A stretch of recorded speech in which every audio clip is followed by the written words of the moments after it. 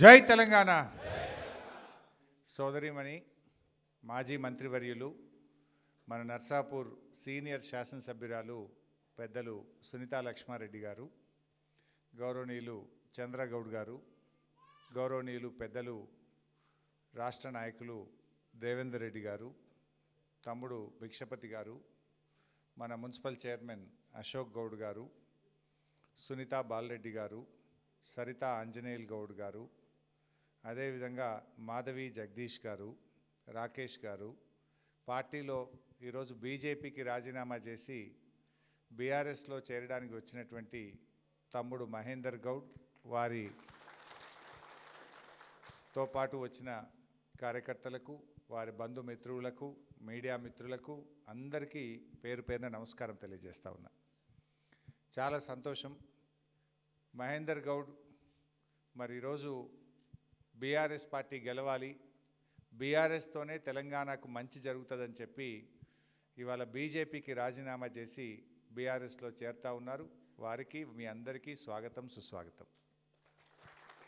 మీకు తెలుసు, 10 ఏళ్ళ కేసీఆర్ పాలనలో తెలంగాణ ఎంత మంచిగా పని జరిగిందో మీ అందరికీ తెలుసు. కేసీఆర్ గారు 200 ఉన్న పెన్షన్ 2000 చేస్తా అంటే 2000 రూపాయలు చేసి చూపిండు కేసీఆర్. ఎన్నికల్లో మాట ఇవ్వకపోయినా ఆడపిల్ల పెళ్లికి కళ్యాణ లక్ష్మి పథకాన్ని తెచ్చిండు కేసీఆర్ గారు. గవర్నమెంట్ హాస్పిటల్ పోతే కేసీఆర్ కిట్ ఇచ్చి తల్లిని బిడ్డను ఆటో కిరాయి లేకుండా ఇంటికాడ దించే మంచి పద్ధతిని తెచ్చిండ్రు కేసీఆర్ గారు. రైతుల కోసం రైతు బంధును, రైతు బీమాను, 24 గంటల కరెంటును, చెరువులు బాగు చేసిండు, చెక్ డ్యాములు కట్టించిండు, టైం మీద యూరియా అందించిండు.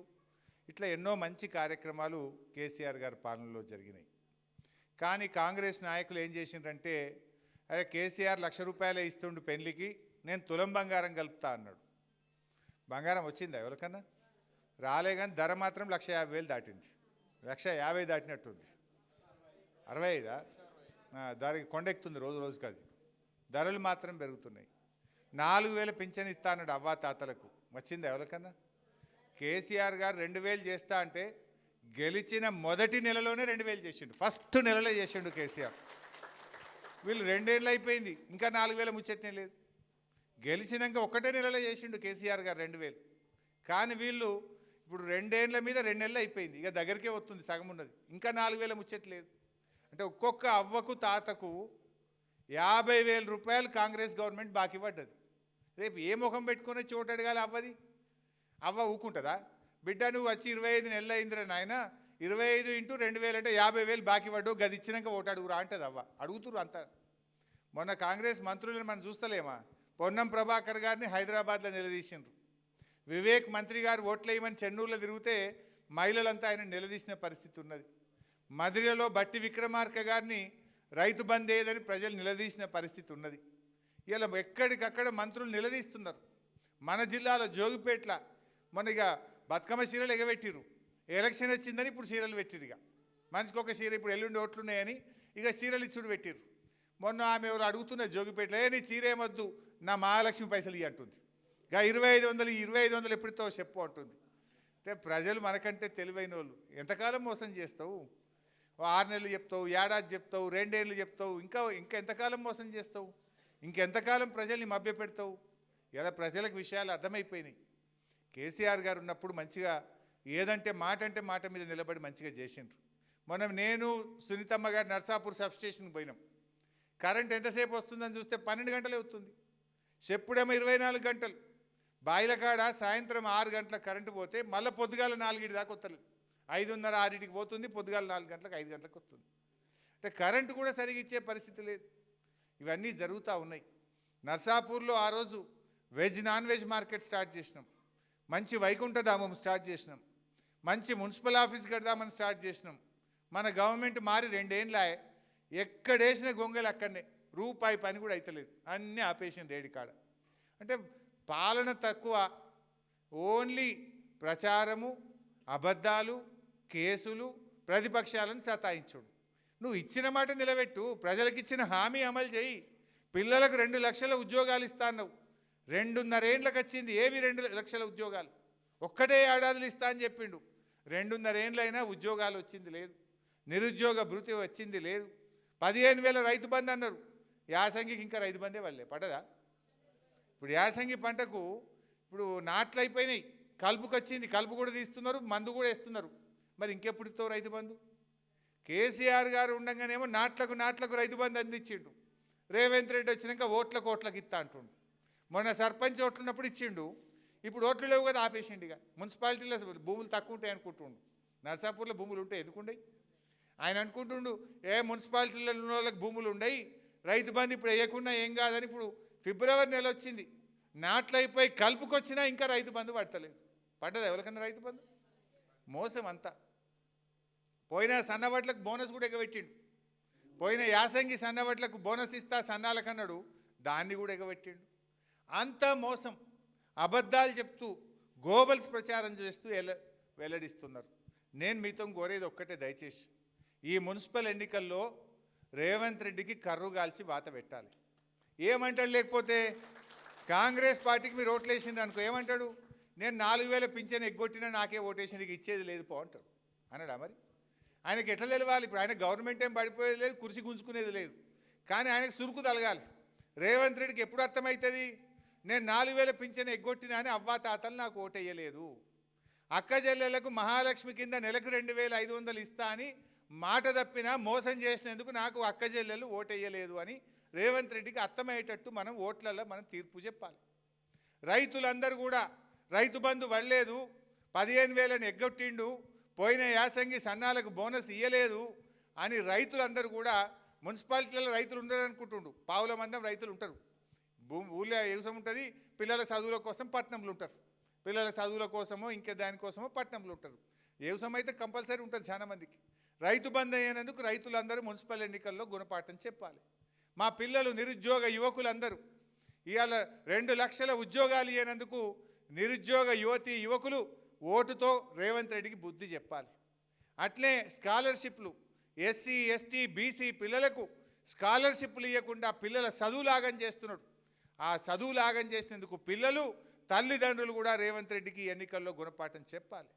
2 ఏళ్లల్లో ₹1 కూడా పిల్లల స్కాలర్షిప్కు పైసలు ఇవ్వలే. కేసీఆర్ గారు ఉండగా పిల్లలు చదువుకోవాలని చెప్పి ₹2 కాదు 20,000 కోట్ల రూపాయలు పిల్లల చదువుల కోసం కేసీఆర్ ఇస్తే, ఈ 2 ఏళ్లలో ₹1 కూడా ఇవ్వకుండా పిల్లల చదువులను ఆగం చేస్తున్నాడు ఇవాళ రేవంత్ రెడ్డి. చదువులు ఆగం చేస్తేవి, నౌకర్లు ఇవ్వైతివి, రైతు బంధు రాదాయే, మహాలక్ష్మి రాదాయే, తులం బంగారం ఎగబెడితివి, 4,000 పింఛనంటి మోసం చేస్తేవి. చేసిందేమున్నది నువ్వు ఒక్కటన్నా? అందుకే మనం ఆయనకు బుద్ధి చెప్తేనే గవన్నీ మనకు వస్తాయి. అవి రావాలంటే, రేవంత్ రెడ్డి కళ్ళు తెరవాలంటే, కాంగ్రెస్ వాళ్ళకు సోయి రావాలంటే, ఈ ఎన్నికల్లో కాంగ్రెస్ను ఓడిస్తేనే మనకు అవన్నీ వస్తాయి. మనం మళ్ళీ కేసీఆర్ ప్రభుత్వం రావాలి, మళ్ళీ బీఆర్ఎస్ రావడం కోసం మనం బాటలు వేద్దాం. అందరూ కూడా దయచేసి ఈ ఎన్నికల్లో కాంగ్రెస్ను ఓడించండి. కాంగ్రెస్ కోటేస్తే మన ఏళ్ళతో మన కన్ను పొడుచుకున్నట్టే. ఇక తులం బంగారం ఇవ్వకపో అన్నట్టు అవుతుంది. ఇక 4,000 ఇవ్వకుండా నీకే వేసిన నాకు చాలు 2,000 అన్నట్టు అవుతుంది. అన్నాడా? మరి నేను ఇవ్వకుండా ఎగబెట్టినా వేసిండు, నాకు ఇక హరీష్ రావు ఏం మాట్లాడతావే అప్పుడే కూర్చో అంటాడు నన్ను. నేను ఎవరి కోసం కొట్లాడుతున్నా? మీకోసం కొట్లాడుతున్నా. మీకు 4,000 ఎందుకు ఇస్తలేవు అని కొట్లాడుతున్నాం రోజు. సునీతమ్మ అసెంబ్లీలో అడిగింది మొన్న, 4,000 ఎప్పటి నుంచి ఇస్తావు, మహాలక్ష్మి ఎప్పుడు ఇస్తావని సునీతమ్మ గారు అసెంబ్లీలో రేవంత్ రెడ్డిని గట్టిగా నిలదీసింది మొన్న అసెంబ్లీలో. ఇంకా గట్టిగా కొట్లాడద్దా సునీతమ్మ? గట్టిగా కొట్లాడాలంటే సునీతమ్మకు శక్తిని ఇవ్వాలి, మీరు మాకు బలాన్ని ఇవ్వాలి. మీరిచ్చే బలం, మీరిచ్చే ఓట్లు మాకు టానిక్ లెక్క పనిచేస్తాయి. మేము ఇంకా గట్టిగా రేవంత్ రెడ్డిని కొట్లాడతాం, మీ హక్కులు సాధిస్తాం. దయచేసి మీరందరూ కూడా ఈ ఎన్నికల్లో మంచిగా పనిచేయండి. అందరూ ఇప్పుడు ఒక దీపంతో ఒక దీపాన్ని ముట్టించినట్టు ఇక్కడ వచ్చిన చెల్లెళ్ళు, ఇక్కడ మీరందరూ ఇంకొక చెల్లెకి చెప్పాలి, మీ గ్రూప్లోళ్ళకి చెప్పాలి, మీ గల్లోళ్ళకి చెప్పాలి, మీ చుట్టాలకు చెప్పాలి, గుడికి పోతే ముచ్చట పెట్టాలి, రేవంత్ రెడ్డిని ఓడగొట్టాలి, కాంగ్రెస్ని ఓడగొట్టాలని మంచిగా చెప్పి అర్థం చేసేటట్టు ప్రజలందరూ కూడా చెప్పుకొని గుణపాఠం చెప్పాలి. మనం మోసం చేసిన వాళ్ళకి గుణపాఠం చెప్పొద్దా? తప్పు చేసిన వాడిని, మోసం చేసిన వాడికి ఏం చేయాలి? మనం మోసం చేసిన వాళ్ళకు బుద్ధి చెప్పాలి. ఎప్పుడైనా మనకు మోసం చేసిండ్రు, 6 గ్యారంటీలను మేము 100 రోజుల్లో అమలు చేస్తామన్నారు. 100 కాదు 800 రోజులైంది, 800 రోజులైంది, కానీ 6 గ్యారంటీలు అమలు కాలే. ప్రజలను మోసం చేసిండ్రు. అందువల్ల బాగా ఆలోచన చేయండి. ఇక బీజేపీ అంటారా, వాళ్ళు మనకు చేసిందేమి లేదు, చేసేది అంతకంటే లేదు. గోధుమలకు ఉత్తర భారతదేశంలో వండే గోధుమలకు ధరలు పెంచిర్రు, మన దగ్గర వండే వడ్లకు మాత్రం పెంచుతలేరు. వడ్ల కంటే గోధుమలకు 300 రూపాయలు ఎక్కువ ఇస్తారు. మన దగ్గర గోధుమలు వండుతాయా? మరి బీజేపీ వాళ్ళు అంటేనే వాళ్ళు ఉత్తర భారతదేశం, వాళ్ళ దిక్కే చూసుకుంటారు తప్ప మన దిక్కు చూడరు. గోధుమల గురించి ఆలోచించారు తప్ప వడ్ల గురించి బీజేపీ వాళ్ళు ఆలోచన చేయలే. ఢిల్లీకి వెళ్ళి నిధులు రావు, అన్నీ ఉత్తమాటలే ఉంటాయి. అందువల్ల మీరు ఇవాళ కాంగ్రెస్ బీజేపీ రెండు ఒకటైనాయి తెలంగాణలో. ఇప్పుడు రేవంత్ రెడ్డి గట్టి కొట్లాడేది ఎవరు? మనం కొట్లాడుతున్నాం, గులాబ్ జెండోలం కొట్లాడుతున్నాం. 4000 పింఛన్ ఏంది, రైతు బంధు ఏంది, కరెంట్ ఏంది, బంగారం ఏది, ఉద్యోగాలు ఏవి, పిల్లల ఫీజు రియంబర్స్మెంట్ ఏంది, బతుకమ్మ చీరలు ఎడబోయినాయి, కేసీఆర్ కిట్ ఎడబోయింది, న్యూట్రిషన్ కిట్ ఎక్కడ పోయింది, మా రోడ్లు అట్లా ఎందుకు ఉన్నాయి, మా మార్కెట్ గానే ఎందుకు ఆగిందని పొద్దుగాలు వేస్తే ఎవరు దండలాడుతున్నారు? బీఆర్ఎస్ పార్టీ వాళ్ళు దండలాడుతున్నారు. బీజేపీ వాళ్ళేమో రేవంత్ రెడ్డి భజన చేస్తారు, రేవంత్ రెడ్డికే మద్దతు పలుకుతారు. వాళ్ళు ఒకటైపోయారు, బీజేపీ వాళ్ళు కాంగ్రెస్ వాళ్ళు. బడే బై చోటే బైలు ఒకటైపోయారు. అందువల్ల ప్రజల కోసం పోరాడే పార్టీ, ప్రజల పక్షాన నిలబడే పార్టీ బీఆర్ఎస్ పార్టీని మీరు అందరూ గెలిపించుకోవాలని చెప్పి కోరుకుంటూ జై తెలంగాణ.